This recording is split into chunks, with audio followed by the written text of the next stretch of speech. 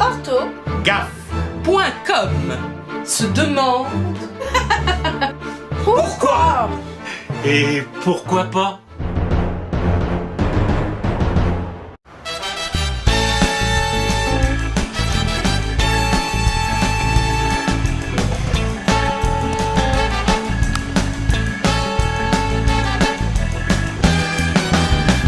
D'un nouveau dard, je suis frappé par Cupido, cruel de soi. De lui, Pansois est Oh ben on n'est jamais tranquille, hein. Bon, comment ça va, vous? Ah ben, ça va pas. En fait, quand j'enseigne l'orthographe à quelqu'un de faible, je casse la baraque, y a pas de problème. Alors dès que je tombe sur quelqu'un qui est fort, je perds mes moyens. C'est quand même bizarre, vous trouvez pas? Moi, je suis secrétaire, pas psy non plus, hein. Moi, à ce propos-là, vous croyez que les descendants des troubadours, ils cherchent des secrétaires? Mais pourquoi? Vous voulez donc nous quitter? Quelle est l'assistante qui refuserait un patron partisan de l'écriture phonétique? Non mais ce n'était pas une opinion politique. Le but des troubadours, quand ils écrivaient, était de vous indiquer comment il fallait prononcer leurs chansons. Comprenez? Il était donc indispensable que l'écriture d'un mot corresponde exactement à la manière dont vous deviez le prononcer. Eh ben eux, ils auraient été vachement populaires auprès des gosses, parce qu'ils écrivaient doigt, D-O-I, et loup, L-O-U. Eh bien non, pas L-O-U, mais L-E-U, car à l'époque on disait le, d'où l'expression à la queue leu. En effet, les loups aiment marcher à la queue leu. Oh ben qu'importe, hein. Parce que s'il n'y avait pas eu tous ces imbéciles de juristes là, qui aiment tout compliquer, eh ben personne ne m'embêterait avec l'orthographe, hein. Mais ils n'ont pas voulu tout compliquer. Eh ben si, parce que voici un livre de Charles Beaulieu là, que Mademoiselle Bingo m'a prêté. Il cite Gaston de Paris. Attendez. Voilà. La période suivante a tout gâté. Eh ben la période suivante, c'est celle des juristes qui travaillaient au Parlement de Paris. Eh ben dis donc, vous en savez des choses. Ah ben il faut bien passer le temps, hein. Parce que moi, comme j'ai plus aucune facture à gérer... Votre Gaston Paris fait un anachronisme. Il imagine que la différence d'orthographe s'explique par une opinion du genre « Monsieur le député, êtes-vous favorable à la simplification de l'orthographe ?» Je suis pour. Mettez-vous à la place de nos juristes. Aucune envie de partager la responsabilité de gens qui ont rajouté « j'étais à doigt ». Mais c'est normal.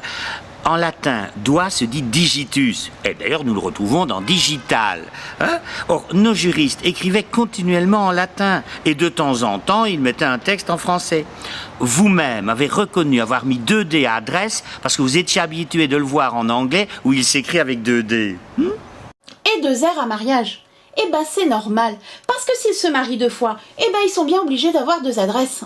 Il est donc tout à fait normal que nos juristes aient eu tendance à coller l'orthographe française à l'orthographe latine, à laquelle ils étaient habitués. Les juristes, eux, ils ont le droit de mettre de l'orthographe latine, et moi, j'ai pas le droit de mettre de l'orthographe anglaise. Je vous accorde que les temps ont changé. Il est une autre raison pour laquelle nos juristes aimaient faire coller leur orthographe à la graphie latine. Parce que si à l'époque, tous les lettrés parlaient latin, et le même latin, la langue qu'on parlait au quotidien variait d'une région à l'autre. Il vous suffisait de faire 100 km pour ne plus être compris. Dès lors, en mettant GT à doigt, notre juriste se disait qu'il avait plus de chances d'être compris par son lecteur, vu que ce dernier connaissait le digitus latin. Ne me dites pas non plus que le Somis n'a pas joué, hein.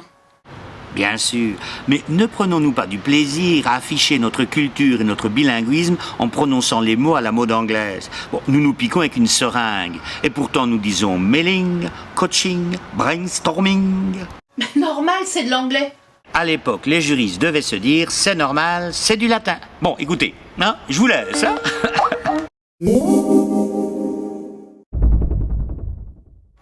Et loup, Lupus en latin. c'est un rapport avec Lupanar? Oui, car les prostituées romaines étaient surnommées les lupas, les louves. On peut donc voir une trace de culture latine dans le mot lupanar. Et ça renseigne sur les loisirs des clients, hein. Et les juristes sont des hommes.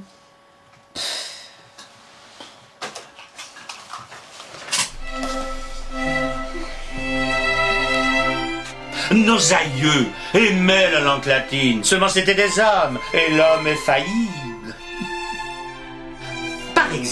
Nos juristes des XIIIe et XIVe siècles étaient persuadés que notre verbe savoir venait du latin scire, qui veut dire savoir. C'est la raison pour laquelle ils avaient tendance à l'écrire S-C-A-V-O-I-R.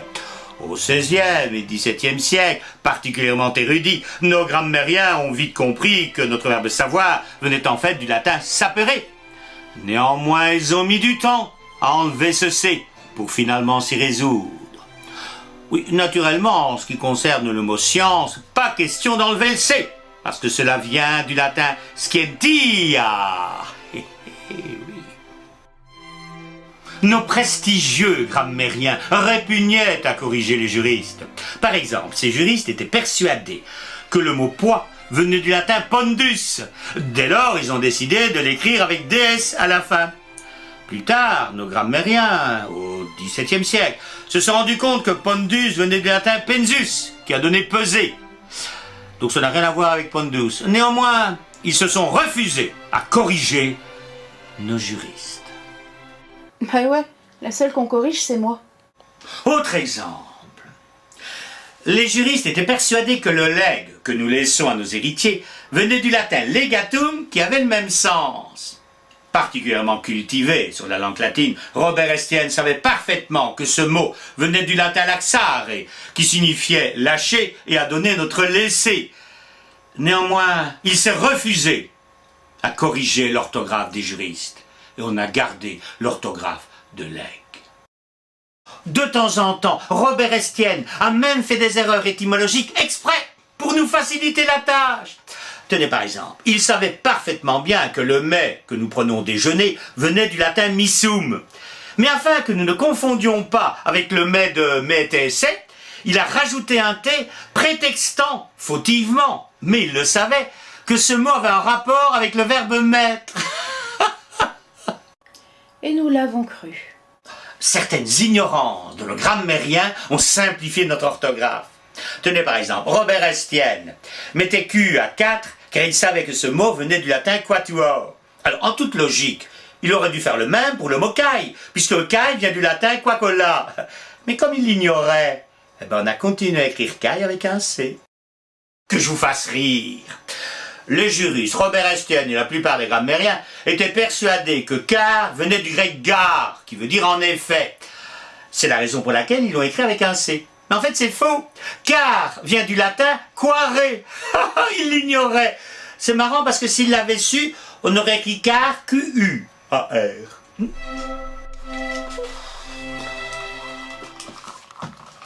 Alors, Eh ben j'en ai marre. Marre des hommes faillibles, marre du latin et marre des lupanards. Ortho. .com se demande Pourquoi? et pourquoi pas?